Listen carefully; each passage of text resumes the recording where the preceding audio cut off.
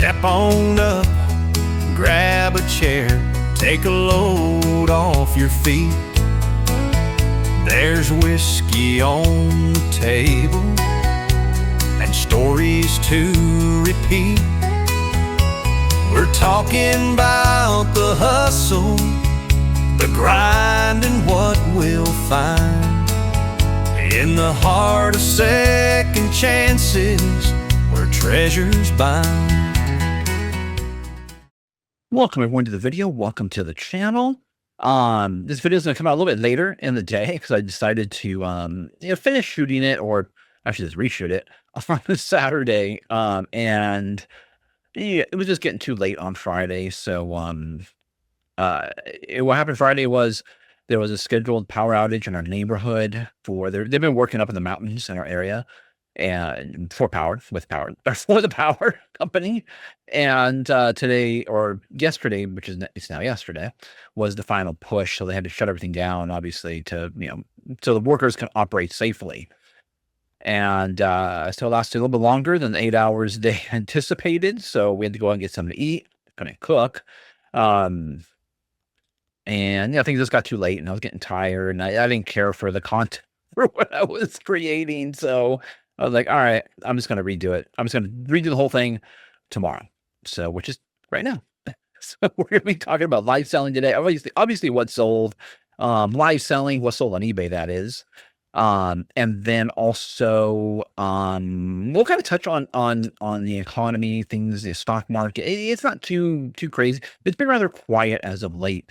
Quiet in reselling, quiet in, the news as far as what's going on out there. So, that's good. That's good, I guess. But let's go ahead and get a pour in really quick. I'm breaking out the Woodford Reserve. This is all from the back of my cabinet. So I've been shifting things to the forward so I know what I have and what I know I can break into. This is a Kentucky straight malt whiskey. So malt referring to malted barley. So, and in order to be able to say that, all these like rules and everything when it comes to alcohol, spirits, whiskey, so in order to be able to put that statement on here, it has to, the mash bill, or what makes up your mash, which turns into the whiskey, has to be at least 51% malted barley. Typically, like bourbon, it can already be called a bourbon, an American whiskey bourbon. It has to be, I think, 51% corn. And yeah, then there's other rules for other countries, states, whatever. But if this were to say single malt, which you see on Scotch whiskey, then that means the whole thing is malted barley. So if it's a single malt, it just means that the whole thing is malted barley. If it just says malt, it means there's only some malted barley, or there's at least 51% malted barley in your mix. So it's a bit unusual for, American whiskeys to be, they do have malted barley in there. They have barley in there, unmalted, malted. But it's, a little more unusual to have a 51% malted barley whiskey. So, Woodford Reserve, I'm going to crack that open here, and I'll give you my tasting notes on that. Yeah, it is Woodford Reserve, and Woodford Reserve is a very good American whiskey. I definitely highly recommend it. Let's see here, but they do other variations. They do their standard, which you see in stores everywhere, and then they do different variants as well too of that.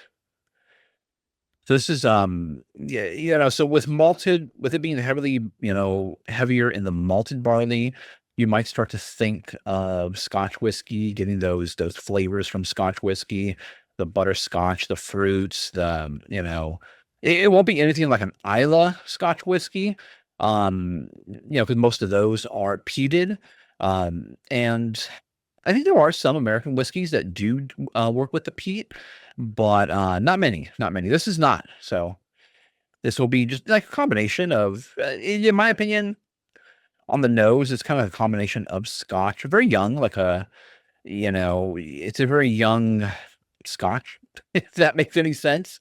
But a Scotch combined with a bourbon is what I'm getting here. Because you get the very American whiskey bourbon on the nose. You get it heavily, the cherry, the big cherry flavor that I always talk about, and cherry soda.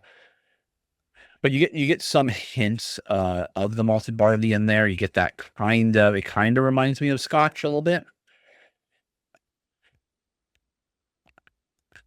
There's definitely the heat from American whiskey in there. You know, it's definitely the heat is definitely different.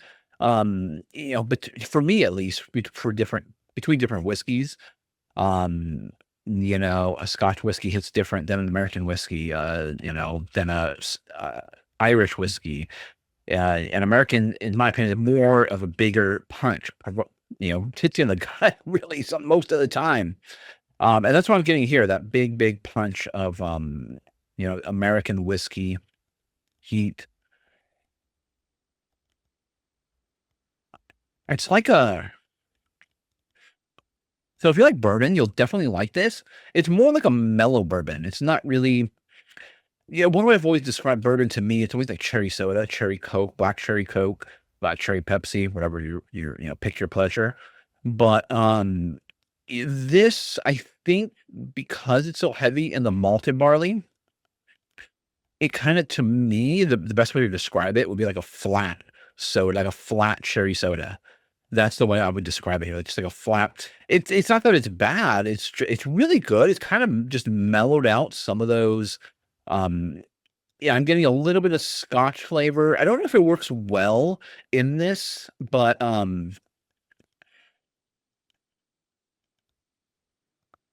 better on the nose, but it's still a good drink, still a nice, mellow, well-balanced drink. Um, I would prefer the Woodford. I don't really get too much smoke in this one. Yeah, I mean, there is some, like, fresh wood, like, fresh cut wood.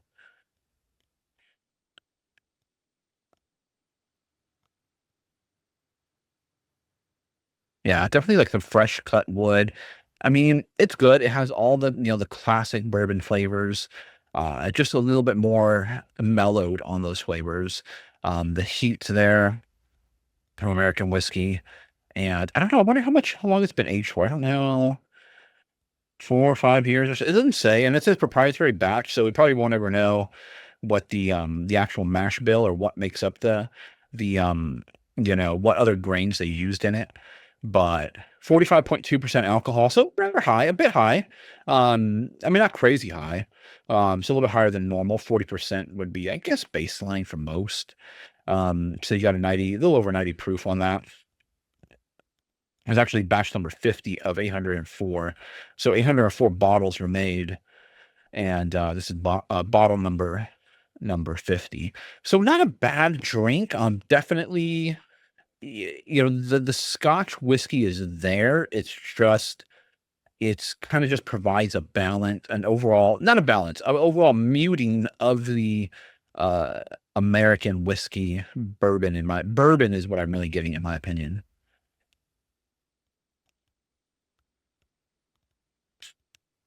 Very good, very good. You know, I like Woodford. I like the regular Woodford. I would probably just buy the regular Woodford if it was me. I wouldn't, if you see these two on the thing, you're not sure what to get, I would stick with the regular Woodford. I believe this one is a little bit more expensive than the regular Woodford, but so I wouldn't spend extra money on it if you're not gonna, be enjoy different expressions. Okay. Oh, let's jump into the what sold. Let me get my phone ready here and the pictures ready. I'm uploading a video to TikTok, and I've been having some issues with it. It keeps telling me, this video, what is it saying? Like, it can't be shown. It's not eligible for recommendation, and I don't know why. I don't know. I don't know what the reason is behind it. Maybe there's something in the video. I don't know. I have this problem from time to time. Um, sometimes no issues at all, but sometimes there's an issue with just the one video. So I'm assuming so I have a song associated with the video, and I'm just assuming maybe it's not the song 'cause I swapped out songs. And so I'm assuming there's something in the video that is, that they're picking up that they don't like. So I don't really know what it is. They don't tell you exactly what it is. It's not like YouTube, where YouTube will actually tell you what the problem is and you can actually go cut it out. TikTok is not that way. So I'll have to figure that out a little bit later. I'll probably just have to upload a totally different video. So, um, okay. So right off the bat, we have a mouse. Now this is, a trackball mice or track mice do really well. Definitely something to look out for. And, this one here, let's see. I go back to my screenshot here. Where are we at? Here we go. Okay. Okay. There we go. So this one, these do really well. Not necessarily this brand, but the older ones, the Microsoft Logitech ones, the ones kind of like this right here. This is a really cool one. Goes for up over $100. This is a Logitech variant. So there is a Microsoft variant of that. There's actually two different Logitech variants. And they're really cool. I don't know why they don't make them anymore, that style anymore. It's really cool. This is the one they make now. They make the one with a thumb, which is incredibly annoying in my opinion. I like this. I like this style. So I thought when originally I couldn't find these, I didn't have these. This one was from Amazon. It might work, but it's just too weird. I just don't like it. I don't like the feel. It's not very. It's ergonomic, but it's not very ergonomic for me. So I decided opted to sell it. They do this company, this Elecom. They do make they do make a couple of variants of this, and I tried them both, and they're not very good at all. There is a company that is making ones like the old style, and I can't remember their name, off the top of my head. But if I do think about it, I will let you know. If I do remember, I might look for it when I cut the video really quick.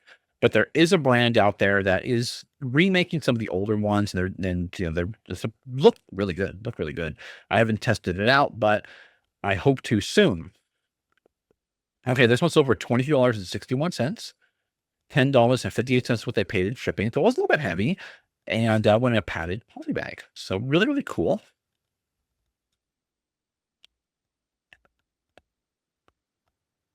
Really, really cool piece. Okay, let's go that way. Okay, there we go. Got it right. All right. So we have the Garfield plush. These old Dakin plushes do really, really well. They don't go for a crazy amount. There are some that do go for quite a bit, but not many. Most of them will float around the $15 to $20 range. This was a smaller plush, and this one went for $14.36, $5.80 what they paid in shipping, went in a padded poly bag. And so really, really cool. And you got to get it for less than $3, in my opinion. 3, 4 is kind of pushing it. 5's, in my opinion, is kind of really pushing it. You want to get it for less than that. But really, really cool. They have the Garfields that kind of cling to windows as well, too. Those ones tend to go for about $20-ish. But these smaller ones still do really well. They're easy to ship, easy to picture. I do pick up this brand, if I do see it and if it's in good condition and it's a good price, I will pick it up. It doesn't matter if it's Garfield or not. It's just an old retro vintage brand that I'm hoping, someone out there is looking for that exact plush, not necessarily Garfield, but any one of that brand, cause it's old, like I remember this back in the 80s and 90s. So really, really cool. Keep your eye out for these vintage Garfield. They do sell incredibly well. And mind you, the items I'm showing you here, I forgot to mention this. This isn't everything I sold. These are just the cool, unique items that I picked out from my what sold for the last week. And I just think they're cool. They're unique. There might be items that everybody will be passing up, but I'm here to tell you, just take a second look. Use Google Image. Google Image can be your friend, or if you see it here on the video and you end up seeing it in a thrift store, just know that some of these items do sell. And then some of them that don't necessarily sell for a crazy amount of money. They're not like huge bolos, but they do create consistent sales on eBay. So this here, I already sold the refrigerator, which I think I showed that in the previous video, but this one now sold. These delights, definitely a name to look out for. These are die cast metal, so they are heavy. They do have a bit of weight to them. This is the stove top and has a little oven. On top here, it's actually a bread maker. There's actually another sliding door up there, which is really cool, very intricate. $40.33 what it sold for. $9.31 in shipping is what they paid when they padded poly bag. But excuse me, dollhouse miniatures is an incredibly great category for me. I sell a lot of items in that category. It does incredibly well. So keep your eye out for these dollhouse miniatures. Typically, they are wood or plastic. I don't come across metal or die cast ones that often, but this one had a ton of moving parts and there were little trays and things you can pull out from here. So really, really cool piece. Definitely keep your eye out for these delights or anything that's really, really die cast. Luckily, this has all the markings underneath it. But dollhouse items, if it's well made, vintage, and especially if it's die cast, keep your eye out. Matches. Now I'm still selling matches. I still have some matches that I'm selling. This one sold surprisingly a matchbook, just a tiny little matchbook, sold for $8, and shipping was $5.80 on this one. So really, really cool. I mean, don't pass up matches. You can generally get them in huge bundles. So you're paying one, usually very small price. People don't usually charge that much for matches. They don't think that there's a lot of value there.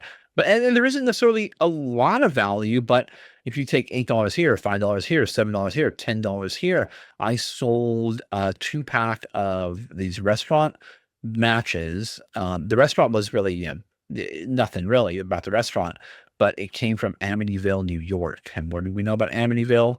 The Amityville horror. So that's how I marketed the matches as. So this one here, Hotel Monaco, and Monaco is a very wealthy city, wealthy place.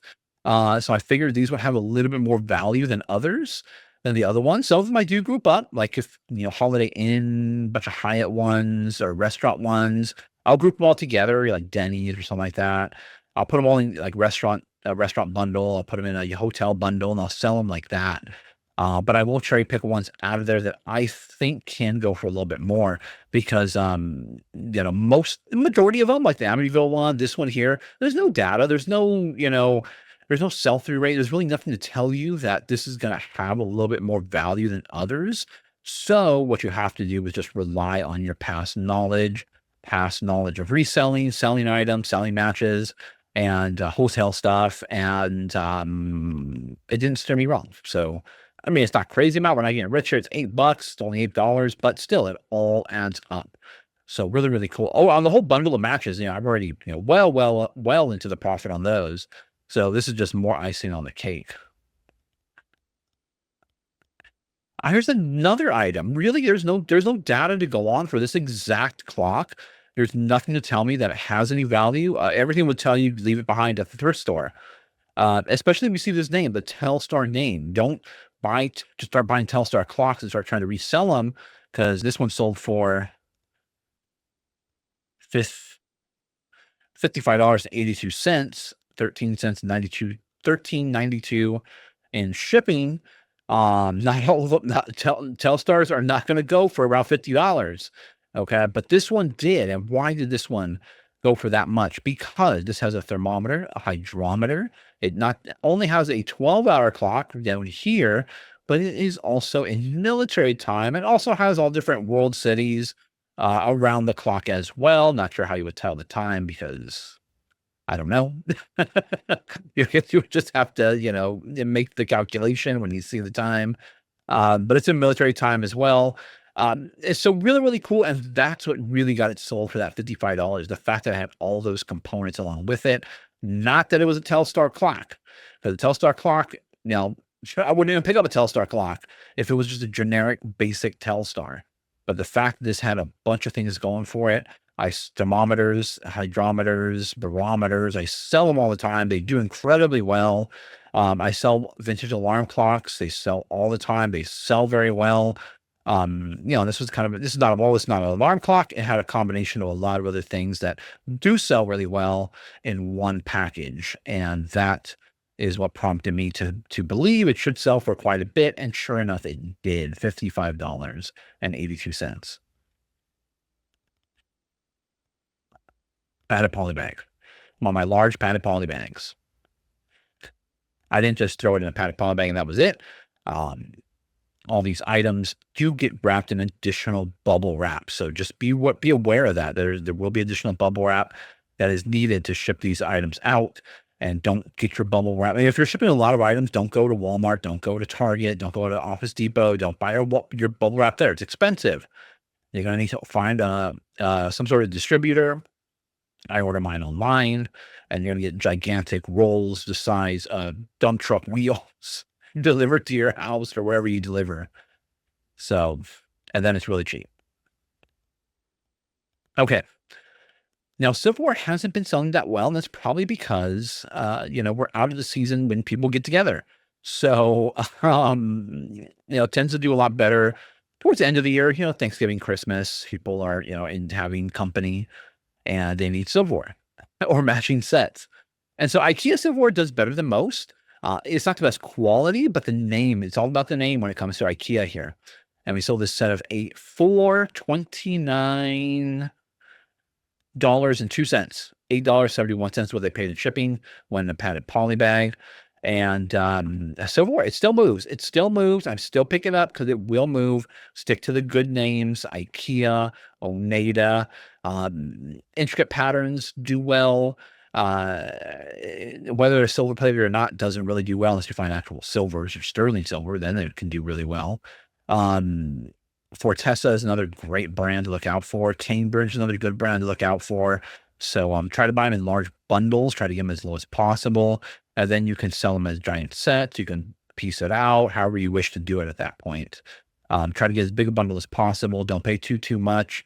Spoons and forks do a lot better than like dinner knives or serveware. So just regular old spoons, teaspoons, tablespoons, dinner forks, salad forks do way better than others. So definitely keep your eye out for IKEA silverware. People still like IKEA. Although not IKEA lights. I stopped buying IKEA lights. They aren't selling. So don't buy IKEA lights. Okay. Over here. So this one is, I don't, really, really like to talk about those huge bolos. And by those huge bolos, I mean those ones that you pay $5, $6, $7, $8 in this case, and it goes for $100, $150, $200, $300, because it's not something that is really repeatable. It's not something, it's not easy to find, 10 times your money, 20 times your money, 30 times. It's not easy. It's not difficult. I mean, it is difficult to find those items, is what I mean. It's very easy to take, $5, turn it into 20, 30. We'll start getting higher. And I talked about this before. When you start getting to higher, it starts to get a lot harder and harder to find those types of items. And then you find your buy-in price start to go up. Instead of paying, let's say, if it goes for $100 more or less, and someone kind of knows what they're doing, you might end up paying 20 or 40 or 30, so your buying cost is going to go up, with the technically, more often than not, your buying cost will go up the more value something has.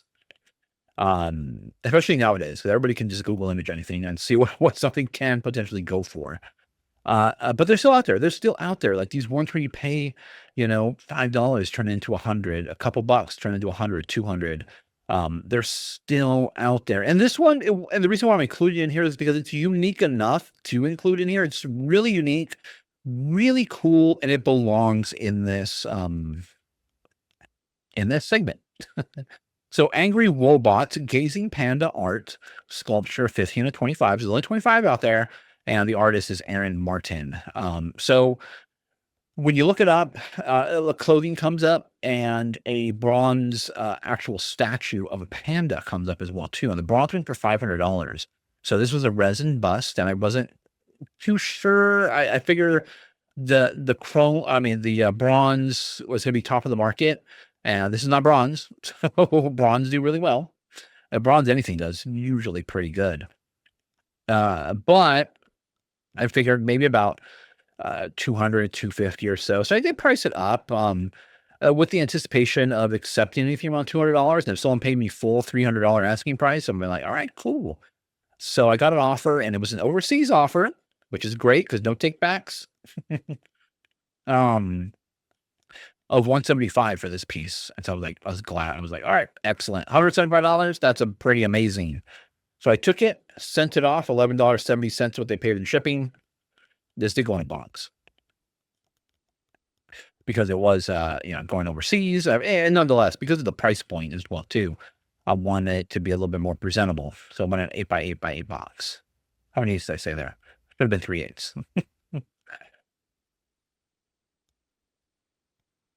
So the more you put yourself out there, the more you put yourself in a position to find these items, they will start appearing, but don't just rely upon those items.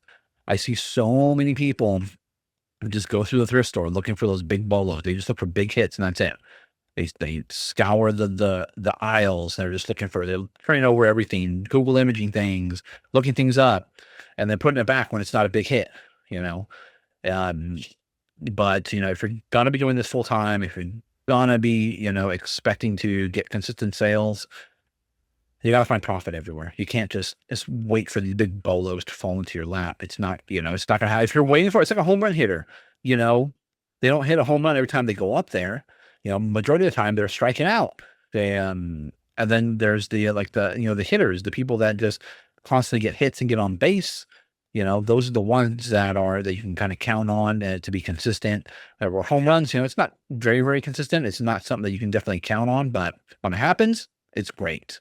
So same thing here, same logic. Okay, porcelain sign. This isn't an old porcelain sign, even though it looks old, it's not. It's a reproduction. It's really, really cool. You definitely want to look up this name, Andy Rooney. It's on the back, on a sticker on the back. So hopefully it has a sticker. But this actual approved laundry, I could not find anywhere. A bunch of other signs. There were a bunch of other signs by Andy Rooney, but this actual one I could not find, and they range around 15 on the low end to about 30. This sold for $30. This went in my large padded poly bag. $6.51 is what they paid in shipping, and really, really cool. Definitely look out for it. There's a lot of consistent sales under this name, under this brand. So I'll be seeing these signs. Definitely pick them up. A lot of these, even a lot of these reproduction porcelain signs do really, really well, especially if they're associated with some sort of brand, gas brand, anything like that. Those do really well. I looked this one up. There was nothing out there on it. So I aimed for the top of the market, and I got it. I got top of the market. So that's pretty cool. And organization.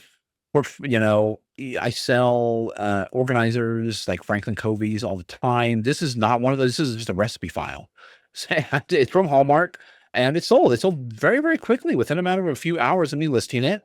You have to price it right, so you can't expect more than $20 on this. I mean, you can't really even expect $20. It's sold for $15.14.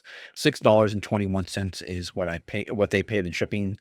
And so, and it went in a padded poly bag. So it was an easy shipper. It was lightweight, easy to picture. It was in good condition, and it sold fast. Recipe things do really well. I sold the recipe tin box with a bunch of cards in it not too long ago. So organization, personal organization does incredibly well. Just have to price it accordingly and pay low. Don't pay that much for them, because 15, 20, 30. And then once you start getting 40 and $50, you really got to look for those right brands, like something like a Filofax, which does really well. You really got to look for those key brands to get you up 40, 50, $60 or so. But if you can get them for like $1, $2, $3 the most, $15, $20 all day. I'll do that all day. All day, every day.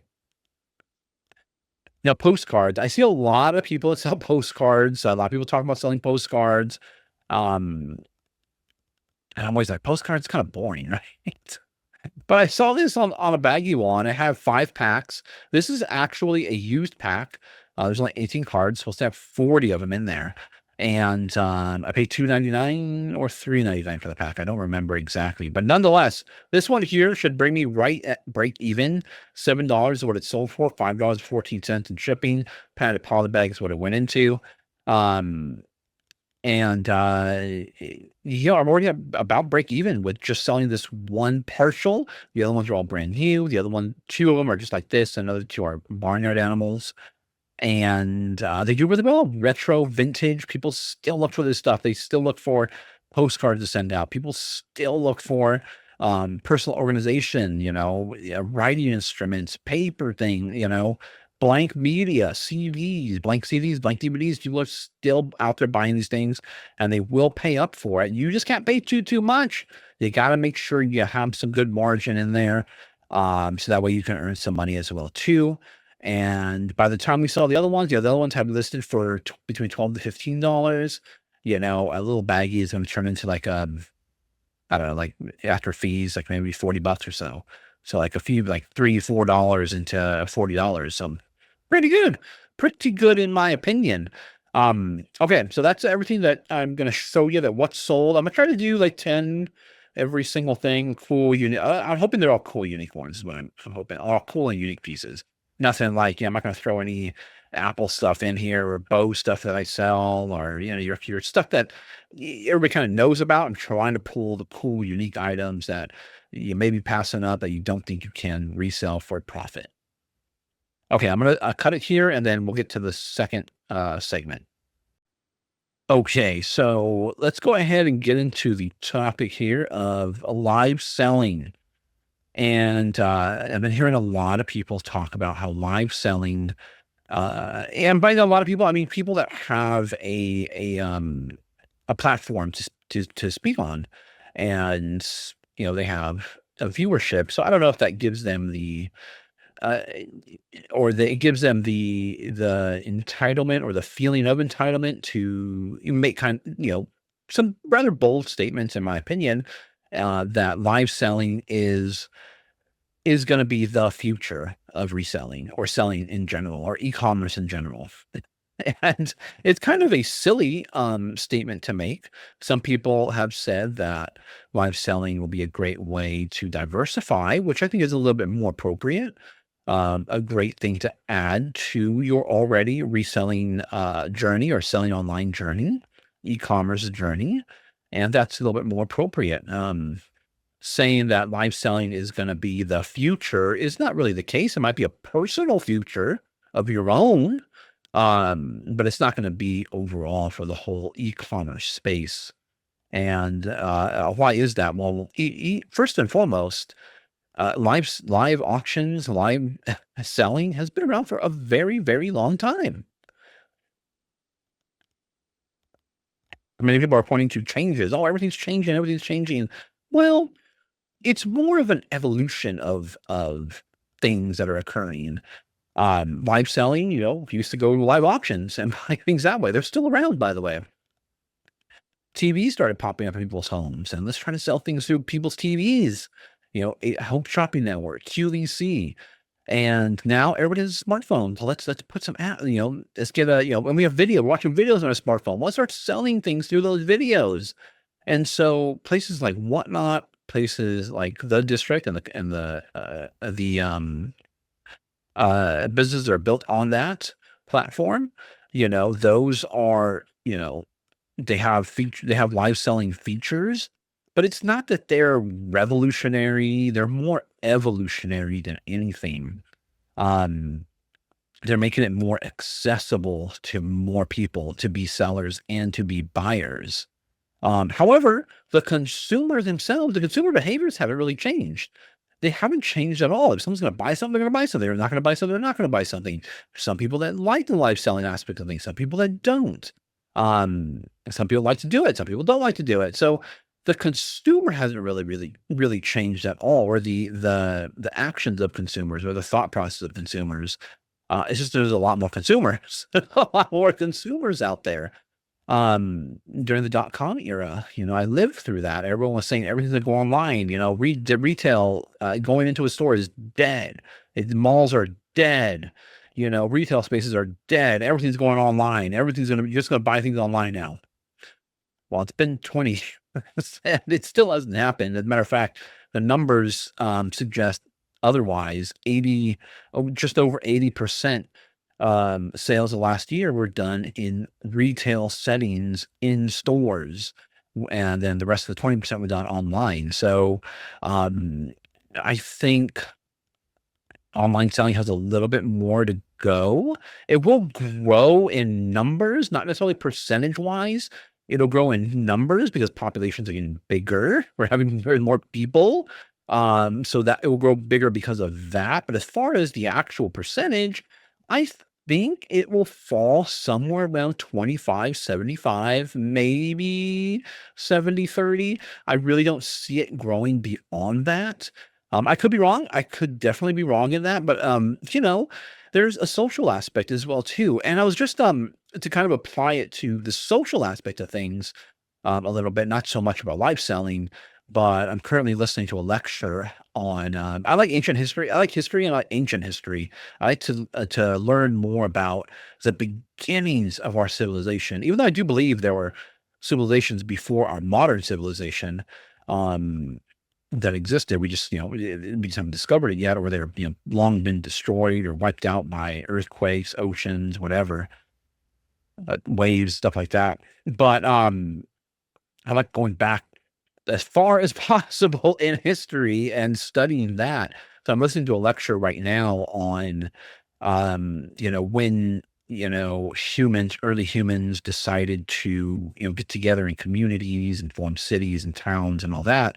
And the general consensus was a lot of early humans were hunter gatherers. So they would, they would hunt, hunt to eat and gather to eat. And then they would move on when those resources were exhausted in that one area.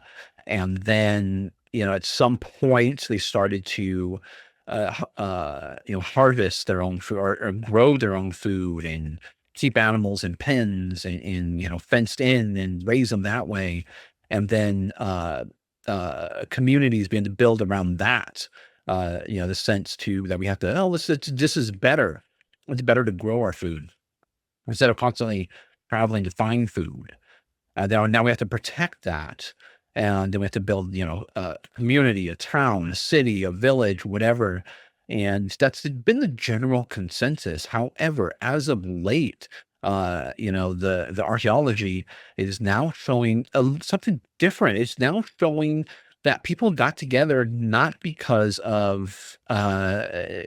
they were necessarily growing their own food or keeping animals.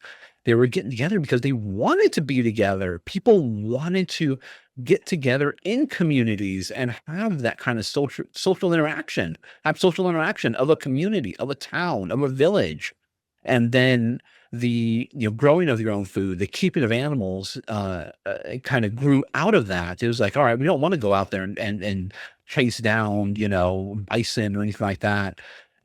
We don't want to do that. We want to raise it here. And so the raising, the growing of food and of your own food came because we started to form communities, started to form towns. So a little bit of a reverse thing.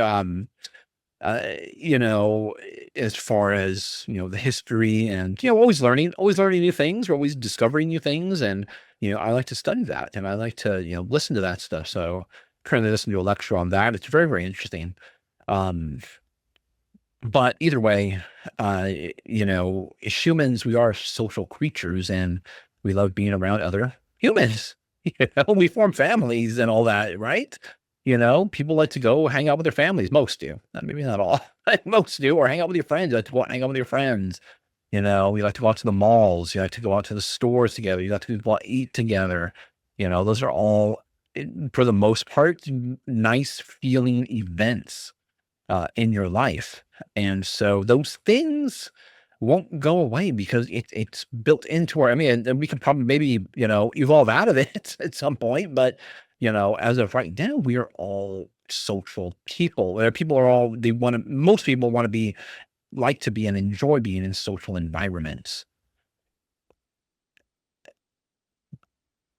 And so then going out and not just staying cooped up in a house. I mean, so many people, how many people feel, when you're at home all the time, you just feel cooped up. You feel like, I gotta get out. What did the pandemic do? Everybody got, was getting stir crazy, or what do they call it? Cabin fever. And everyone wanted to break out and let's go, let's get out. What do we see right after that? A lot of people started going out, a lot of people broke curfews or whatever and started going out, meeting, having parties. And then you would hear about it in the news, right?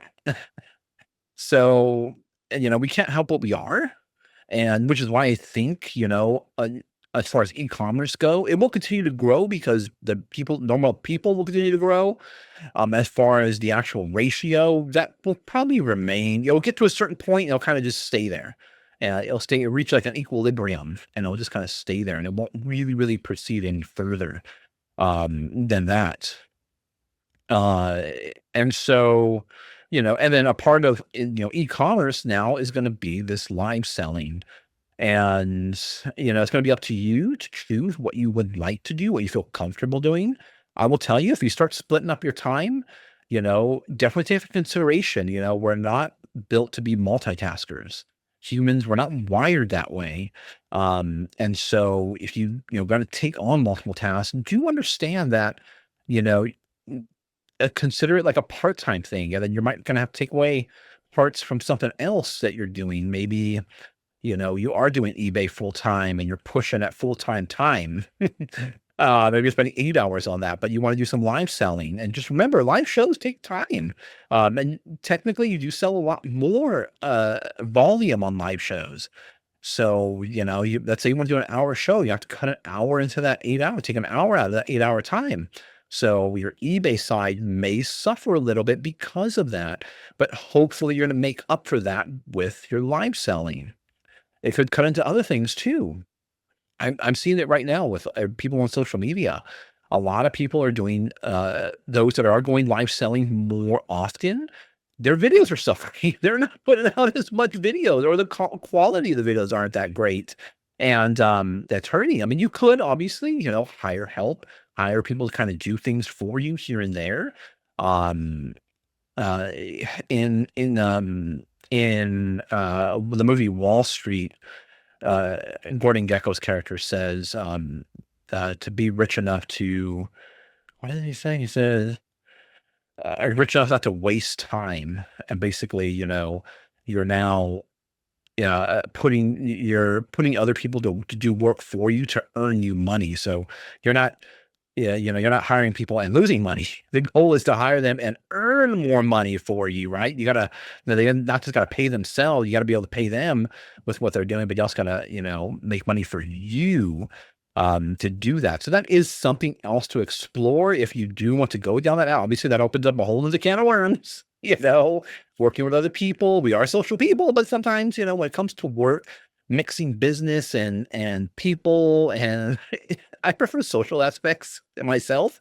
I don't really, really like to mix, people and business. It can really, really, it can really get messy, and I've seen it happen with a lot of people in my past, as well as out and about in modern times as well too.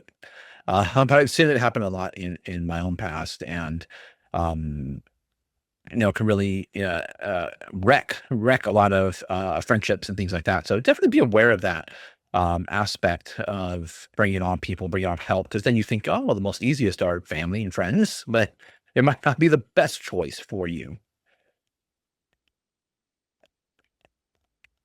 I'll just finish that off. So there's nothing wrong with adding live selling. Live selling is not the future; it's a part of the future.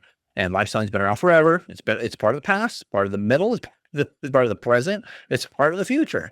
It's not, it's just evolving into something else, just like everything else. Everything else is just moving forward, getting better, changing, adjusting to the current times. Um, Same thing with AI. AI is just I'm gonna throw AI in there. I can't throw it out there again. AI is just the next evolution of what Google search was. And then Google search before that, there were other search engines before that. Then Google came around and was the big dog. It was the better algorithm. And then now we're having, far more advanced algorithms than that. It was way better searches, way better results on things. So just keep that in mind. And some of these people, that are heavily promoting that live selling is the future, look to see what if they have any skin in the game, because more than likely they do. There's a reasoning behind why they're saying that. There's a reason why they're trying to push their point across, to use that psychology of keep repeating it. And eventually somebody will believe it. That stuff don't work on me. I know it does work on a lot of people. That's why people do it. I can see right through it. I remember one time, I think I may have mentioned this story one time before, but somebody at my old job, um, over at the hospital, well, not old job, because I still maintain an on-call status there. I don't work there full time anymore. But I still maintain an on-call, and I work every Monday there. The hospital duties every Monday, so typically every Monday. Um, but somebody who was a really good manipulator. I'd watch him manipulate people, and he was so nice about it, so kind, and so nice about doing it. But I saw right through it. I would tell people, I would tell those that I knew. Uh, and he tried it on me one time, and I stopped it right then and there. I said, "You're not pulling that." I mean, no, I'm not going to do it. And then I got all defensive, like, whoa, whoa, whoa. I mean, I didn't mean it that way. I didn't mean, I'm like, no, I know exactly what you mean. I know exactly what you're trying to do, and I'm not going to do it. I'm not going to fall for it. Although everybody else did. He didn't expect me to put up that resistance, but I knew exactly what it is they're trying to do, and I can see right through it. So, um, I am a bit of a master when it comes to human nature and seeing these things and identifying these manipulative ways and tactics that people have, ulterior motives that people have, and seeing right through it. And most of the time, I don't really do anything about it. I just see right through it and I let it happen. Everybody's. There are all kinds of different people out there, and if you know how to work with certain people, you work with everybody. If you know how to work with people, and you have the ability to identify the skills that people have, and either have or don't have, their different personalities, characters, whatever, all their different traits. There are ways to work with everybody out there. You just got to know how to do it. The problem is most people don't. People that are put in positions of leadership are not people. They don't know. Are not people. People don't know. People don't have. Don't have the ability to be able to identify. People's skills, what they're good at, what they're not good at, how they learn, how they don't learn, and all that. And so they end up failing, or they end up. It ends up being an unpleasant experience. I'm fortunate to be able to have those skills and identify them. It's just I just choose to either work with someone or not. I like to sit back and just observe mostly. Okay. As far as the economy goes and the stock market goes, for this part of the video, there's not really much going on, not really anything too exciting.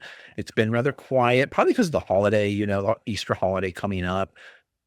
If you do celebrate, Easter, actually, there's nothing in there. Actually, I don't even think alcohol is the right thing to do for Easter, right? I don't know. Didn't they drink wine back then? But if you celebrate, happy Easter. But one thing that is rather unique that I did want to mention, and I keep forgetting about it. I saw it in my notes. I'm like, I should just mention this. So a lot of things, when it comes to stock market, everybody looks at charts, everybody looks at the graphs, everybody looks at the cycles, what happened here, and 20 years ago, what happened on this day 20 years ago, what happened during this time frame 30 years ago, 40 years ago, last year, 2 years ago. And it can really help. It can definitely really help. But I think there's a bit of a change. I talk about evolution.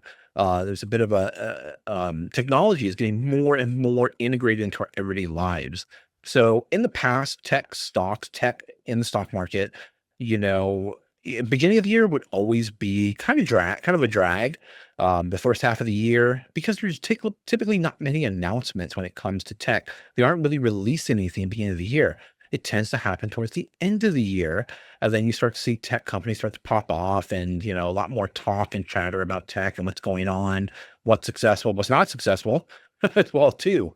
So that's typical. That has been typical of tech. However, as of this year, NVIDIA has become a big dog in the tech space, in stock market overall, and just everything overall. NVIDIA has integrated themselves incredibly well, positioned themselves in a beautiful position. Um, so NVIDIA typically releases their latest GPUs, which are graphic processors, typically associated with gaming, but are now being known for, well, not necessarily cryptocurrency mining anymore. It's kind of dead when it comes to video cards, but they're more becoming a player in the AI space, and AI is getting integrated into everything. Healthcare, not just eBay wise or reselling wise, but, healthcare wise, just general shopping in general, it's all over the place. Um, and so typically those chips or those not the cards, they don't develop the cards, they develop the chips. The cards are developed by board partners.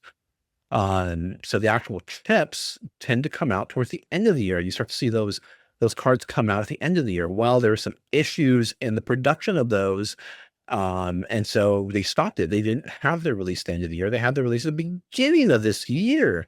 So a little bit unusual, because they're such a huge player now. It really caused some shifts in the market in the beginning of this year as opposed to last year in tech. Again, I primarily focus on tech because that's what I like. That's what I enjoy. That's what I'm an expert in.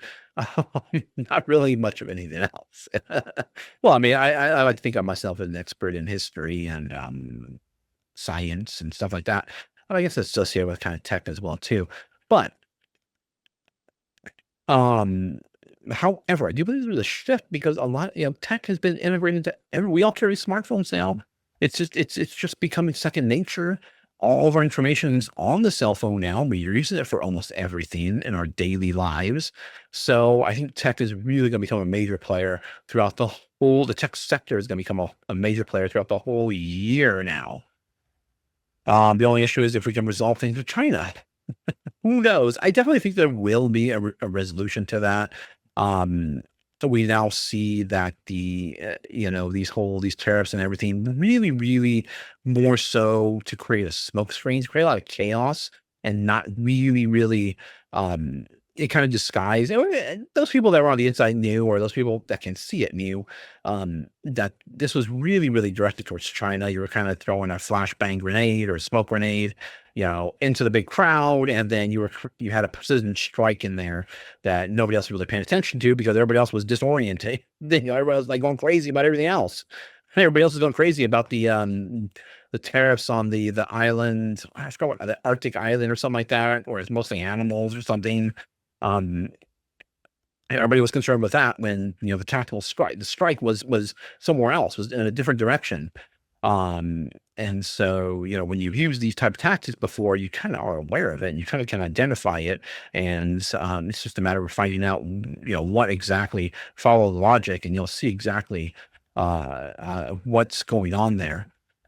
So very interesting, will it all get worked out? I definitely hope so. This over 100% tariffs on both sides is going to hurt both sides. It's not good for any side at all. So hopefully, what do they call it? Cooler minds, cooler heads will prevail, I think. Hopefully somebody will, hopefully somebody, maybe after the holiday, perhaps.